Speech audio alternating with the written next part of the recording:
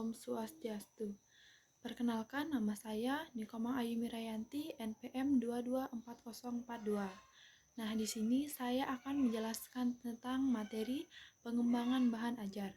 Sebelumnya yang saya hormati, Ibu dosen Niketut Erna Mulyastrini, SPD MPD, sebagai Ibu dosen pengampu Mapel SD IPA 2. Nah, adapun materi yang akan kami bahas di sini yaitu tentang pengertian bahan ajar, jenis-jenis bahan ajar, fungsi dan manfaat bahan ajar, klasifikasi dan ragam bahan ajar, langkah-langkah dalam pengembangan bahan ajar dan contoh bahan ajar.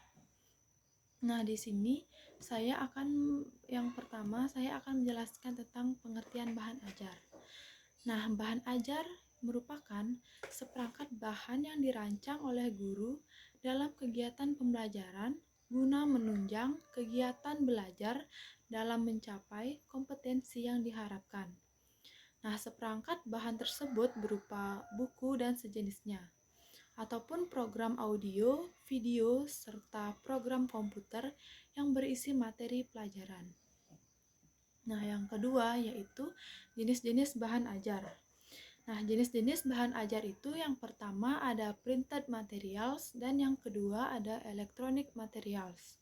Nah, untuk yang pertama yaitu printed materials, yaitu bahan pembelajaran yang berbentuk tercetak, yang dimana bagi bagiannya itu ada handout, yang artinya buku pegangan siswa yang berisi tentang suatu materi pembelajaran secara lengkap.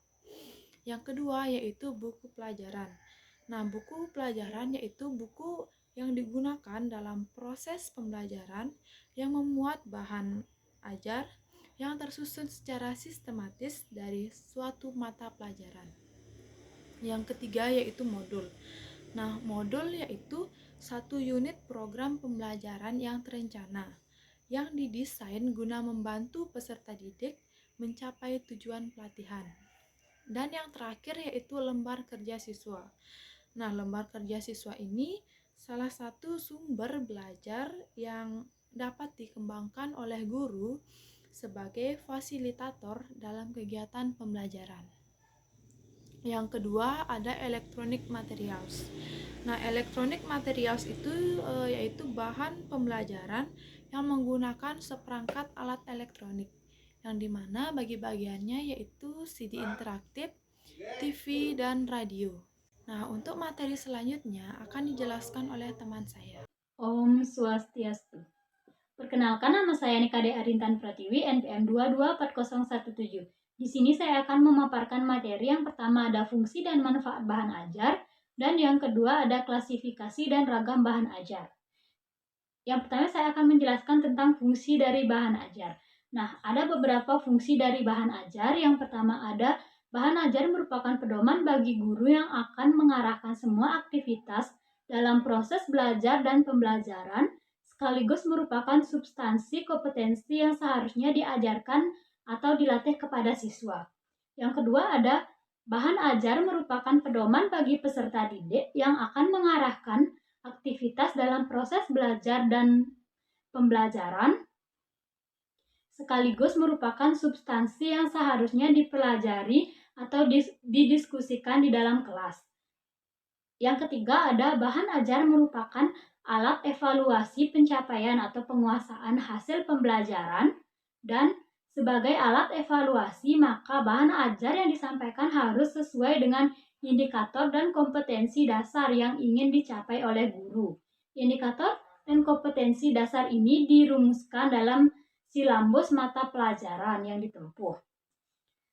Nah, yang kedua ada manfaat dari bahan ajar. Nah, ada beberapa manfaat dari bahan ajar. Yang pertama ada membantu peserta didik dalam melengkapi suatu proses pembelajaran yang efektif dan relevan. Nah, dalam suatu proses pembelajaran dengan adanya bahan ajar yang dirancang dengan baik, peserta didik akan lebih mudah mengakses materi pembelajaran yang terukur dan mudah dipahami bagi peserta didik. Yang kedua ada menyediakan berbagai pilihan bahan ajar sehingga mencegah timbulnya rasa bosan pada peserta didik.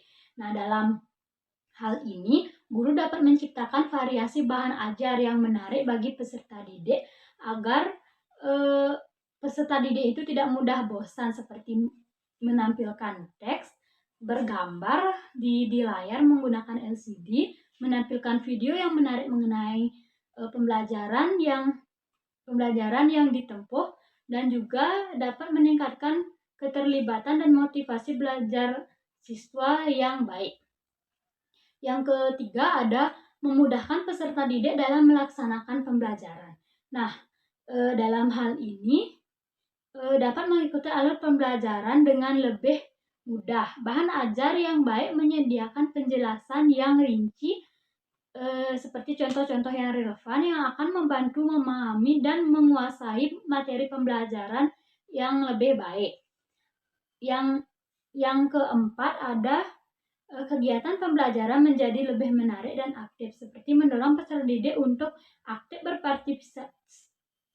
berpartisipasi melalui diskusi dan kerja kelompok agar proses pembelajaran lebih menarik dan aktif. Nah, perlunya pengembangan bahan ajar agar kesediaan bahan ajar sesuai dengan kebutuhan siswa, tuntutan kurikulum, karakteristik sasaran, dan tuntutan pemecahan masalah belajar. Nah, materi ketiga ada klasifikasi dan ragam bahan ajar. Yang pertama ada klasifikasi bahan ajar, yaitu bahan ajar cetak yang berupa buku teks, bahan ajar modul, brosur, dan poster. Yang kedua ada bahan ajar audio seperti kaset audio dan CD audio.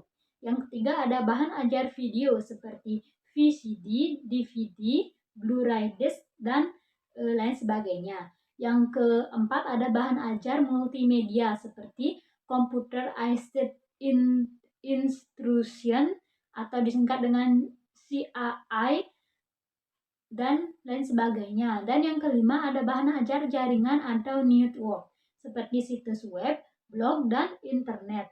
Nah, hal ini akan mempermudah proses pembelajaran di dalam kelas, dan di dalam kelas pun tidak akan cepat bosan, dan murid akan senantiasa mendengarkan materi yang dipaparkan. Nah, sekian pemaparan dari saya. Saya tutup dengan Parama Santi. Om Santi Santi Santi Om.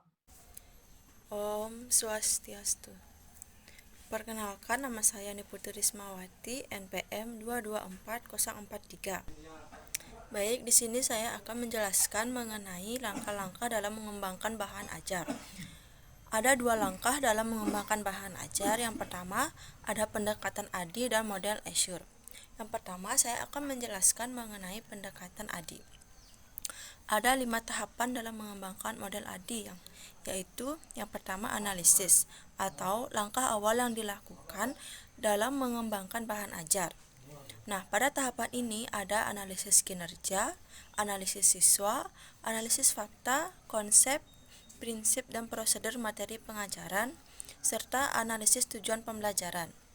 Yang kedua ada desain atau membuat rencana dan blueprint tentang bagaimana sebuah bahan ajar akan dikembangkan sehingga dapat dipelajari dengan efektif dan efisien, yaitu dengan merancang skenario pembelajaran atau kegiatan belajar mengajar dengan pendekatan pembelajaran, dengan pemilihan kompetensi bahan ajar, dan merancang materi pembelajaran dan alat evaluasi belajar dengan pendekatan pembelajaran. Kemudian yang ketiga ada development atau bahan ajar diproduksi berdasarkan struktur dan sistematika yang telah ditetapkan pada langkah desain, seperti mendesain atau memproduksi atau merevisi bahan ajar yang akan digunakan untuk mencapai tujuan pembelajaran yang telah dirumuskan, memilih bahan ajar terbaik yang akan digunakan untuk mencapai tujuan pembelajaran. Selanjutnya yang keempat ada implementation atau bahan ajar perlu diimplementasikan pada sasaran pengguna yang telah ditentukan sebelumnya, yaitu dengan cara melakukan presentasi dan observasi bahan ajar tersebut yang telah dirancang sebelumnya dalam proses pembelajaran. Yang kelima ada evaluasi atau langkah ini diperlukan untuk menilai kualitas bahan ajar yang tengah atau telah dikembangkannya. Selanjutnya ada model Azure, yaitu 6 langkah sistematik yang diperlukan untuk mendesain dan menciptakan sebuah bahan ajar yang efektif, efisien, dan menarik, yaitu Yang pertama, mengenal karakteristik calon pengguna bahan ajar. Yang kedua, menentukan kompetensi atau tujuan pembelajaran yang perlu dimiliki oleh peserta didik setelah menggunakan bahan ajar. Yang ketiga, mendesain bahan ajar sesuai dengan tujuan pembelajaran yang telah ditentukan. Yang keempat, memproduksi bahan ajar sesuai dengan desain yang telah dibuat. Yang kelima, melibatkan peserta didik dalam menggunakan bahan ajar. Selanjutnya yang keenam, melakukan evaluasi dan revisi terhadap bahan ajar yang telah dikembangkan. Selanjutnya ada contoh bahan ajar IPAS SD kelas 4 yang dengan materi karakteristik benda padat, cair, dan gas. Nah, pada bagian awal terdapat daftar isi, di mana pada bagian ini berisi tentang petunjuk belajar, tujuan pembelajaran, serta materinya. Nah, selanjutnya ada petunjuk penggunaan, di mana modul ini akan mendampingi kalian dalam melakukan aktivitas belajar. Minta kepada orang tua atau anggota keluarga lainnya untuk mendampingi kalian belajar di rumah dan sebagainya. Selanjutnya ada tujuan pembelajaran, di mana pada bagian ini siswa disuruh dengan melakukan percobaan sederhana dan mendiskusikan LKPD. Siswa dapat menganalisis karakteristik benda padat, benda cair, dan gas dengan benar. Nah, pada materi pertemuan pertama ada materi mengenai memangnya wujud materi seperti apa. Lalu, seperti apa karakter benda padat dan benda cair serta gas. Nah, itu tadi pemaparan dari saya. Selanjutnya saya kembalikan ke moderator. Baik, sekian pemaparan materi dari kami. Jika ada salah kata, kami mohon maaf dan kami tutup dengan Paramu Santi. Om Santi Santi Santi Om.